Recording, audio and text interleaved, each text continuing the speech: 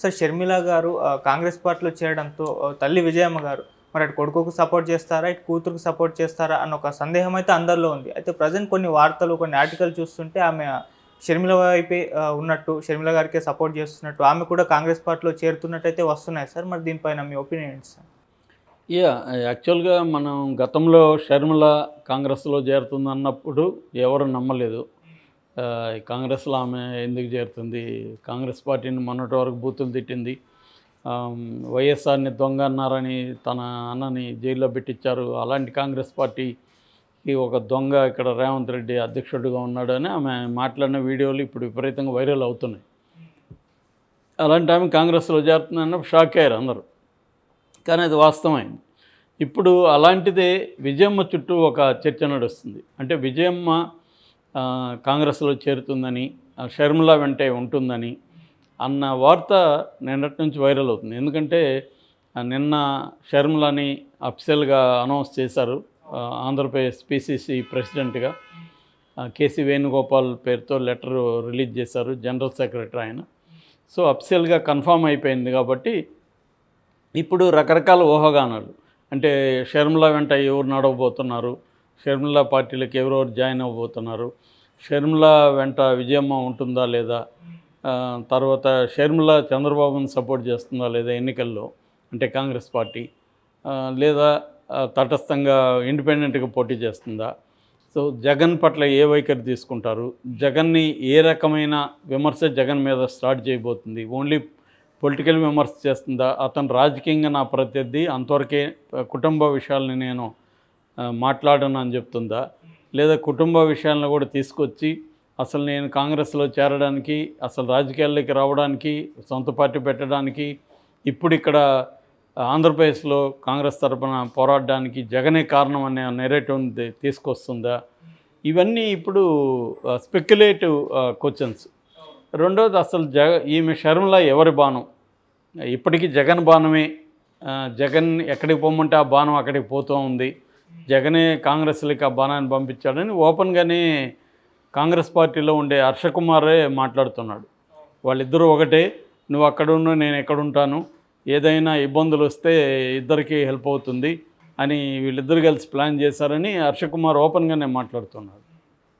కాబట్టి ఇలాంటి అనేక ప్రశ్నలలో ఇప్పుడు విజయమ్మది చాలా ఇంపార్టెంట్. ఎందుకంటే తెలుగుదేశానికి బలమైన ఆయుధం ఈసారి ఎన్నికల్లో జగన్ కుటుంబం. గత ఎన్నికల్లో కూడా జరిగింది అది. కాకపోతే జగన్ తెలివిగా ఆ ఇష్యూని తనకు అనుకూలంగా మార్చుకోగలిగాడు. బాబాయ్ హత్యను తెలుగుదేశం వాళ్ళ అకౌంట్లు వేసేసి తెలుగుదేశం వాళ్ళు చంపించారని చెప్పి నారాసుర రక్త చరిత్ర పేరుతో బుక్లెట్ వేసి ఆ ఇష్యూని బలంగా వెళ్ళగలిగారు. సో ఇప్పుడు అలాంటి ఇష్యూ తెలుగుదేశం వాళ్ళకి దొరికింది షర్మిల రూపంలో. అందుకే మనం కొంతకాలంగా చూస్తూ ఉంటే తెలుగుదేశం మీడియా షర్మిలని విపరీతంగా ఆకాశానికి ఎత్తుంది. ఏటోరల్ రాస్తుంది, పెద్ద పెద్ద న్యూస్లు రాస్తుంది, డిబేట్లు పెడుతుంది ఛానళ్ళల్లో. అంటే జగన్కి వ్యతిరేకంగా షర్మిలని మనం ఉపయోగించుకోవచ్చు అనేది తెలుగుదేశం క్యాంప్ ఆలోచిస్తుంది.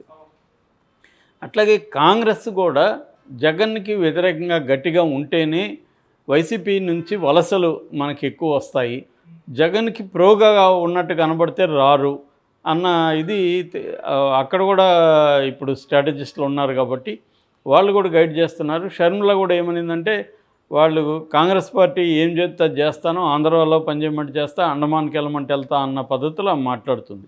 అంటే నేను ఒక కార్యకర్తననే ఆమె చెప్తుంది, నాయకురాలని చెప్పుకోవట్లేదు. నేను ఒక కాంగ్రెస్ కార్యకర్తను, కాంగ్రెస్ పార్టీ నాకు ఏ బాధ్యత ఇస్తే దాన్ని నేను చాలా స్ట్రాంగ్గా పనిచేస్తాను ఆ విషయంలో అని చెప్తుంది. సో ఇప్పుడు ఏంటంటే మన విజయమ్మ ఈమె ఎప్పుడైతే తెలంగాణలో పార్టీ పెట్టబోతుందో ఆమె ఇమ్మీడియట్గా దానికి రాజీనామా ఇచ్చేసింది. ఎక్కడ వైసీపీ గౌరవ అధ్యక్షురాలు పోస్ట్ నుంచి వైద్యులకి వచ్చేసింది. అప్పుడు కూడా విమర్శలు ఏమొచ్చాయంటే, ఆమె వాలంటరీగా వచ్చిందా, జగన్ని తరిమేశాడు అన్న విమర్శలు కూడా వచ్చాయి. ఏదేమైనప్పటికీ రిజల్ట్ అయితే ఆమె బయటకు వచ్చింది. అప్పటి నుంచి కూడా షర్మిలతోనే ఉంటుంది. అయితే ఆమె కేవలం గృహిణిగానే ఉండిపోకుండా షర్మిల ఏదైనా పోరాటాలు చేస్తున్నప్పుడు పబ్లిక్గా ఆమె కూడా వచ్చి సపోర్ట్ చేస్తుంది. ఆ మధ్య కూడా షర్మిలాని హౌస్ అరెస్ట్ చేసినప్పుడు కేసీఆర్ ప్రభుత్వం షర్మిల చాలా స్ట్రాంగ్గా ఫైట్ చేసింది. ఆ క్రమంలో షర్మిలాని అరెస్ట్ చేశారు. అప్పుడు ఈమె పోలీసులతో ఫైట్ చేసింది. నిజానికి ఒక మహిళా కానిస్టేబుల్ని కొట్టిందన్న దీంతో కూడా ఆరోపణలు ఉన్నాయి. ఆ వీడియో చూసినప్పుడు నేను కావాలని కొట్టలేదు, ఆ పెనుగులాట్లో తగిలింది అనేది ఆమె చెప్తుంది. సో ఏదేమైనా ఆమె ఒక కూతుర్ని కాపాడుకోవడం కోసం నేను ఎంత దూరం వెళ్తాను, పోలీసులతో ఫైట్ చేస్తానన్న ఒక ఇది చూపించింది. అంతేగాని కొడుకు వైపు ఎప్పుడు ఉన్నట్టుగా ఆమె ఎక్కడ సిగ్నల్స్ కానీ ఏమీ లేవు. కాకపోతే బిగినింగ్లో ఏం చెప్పిందంటే నా పిల్లలు 2 రాష్ట్రాల్లో కూడా రాజకీయాలు చేస్తున్నారు అని చెప్పింది. జగన్కి నేను అవసరం లేదు కాబట్టి, నేను షర్మిలాకి అవసరం కాబట్టి ఇటు వచ్చానన్న ఎక్స్ప్లెనేషన్ కూడా ఇచ్చింది. అయితే ఇప్పుడు ఆమెకి ఒక ఏ తల్లికి రాకూడని ఒక డైలమా ఆమెకు వచ్చింది. అంటే తన కొడుకు, తన కూతురు, తన రక్తమాంసాలు, తను ప్రాణం పెట్టి పెంచుకున్న 2 పిల్లలు ఇప్పుడు బరిలో ఆపోజిట్ దీంట్లో నిలబడ్డారు. సో నిలబడినప్పుడు తను తల్లిగా ఎవరి వైపు ఉండాలి? ఆమెమో క్లియర్గా షర్మిల వైపు ఎంచుకుంది. ఎందుకంటే షర్మిలాకి నా అవసరం ఉంది, జగన్కి నా అవసరం లేదు అనేది అప్పుడు చెప్పింది. అది కరెక్టే ఆ కాంటెక్స్లో. ఒక కూతురు కొడుకు అన్నప్పుడు కొడుకు సీఎం అయిపోయాడు, కొడుక్కి తన అవసరం లేదు, ఇప్పుడు అతను అన్నీ డీల్ చేసుకోగలుగుతున్నాడు. కూతురు ఒక పార్టీ పెట్టుకునింది, ఆమెకి కనీసం ఇంట్లో విషయాలను చక్కబెట్టగలగాలి, ఇంకెవరితోనో మాట్లాడగలగాలి. ఇవన్నీ చేయగలగడానికి ఆమె ఒక పెద్దరికంగా ఆమెకి, ఎందుకంటే వైఎస్ఆర్ భార్య ఆమె. నిజానికి వైఎస్ఆర్ బతికున్న రోజులు ఆమె పబ్లిక్ లైఫ్లోకి రాలేదు. వైఎస్ఆర్ కూడా ఎప్పుడు తీసుకురాలేదు. ఆమె ఒక గృహిణిగానే ఉండిపోయింది.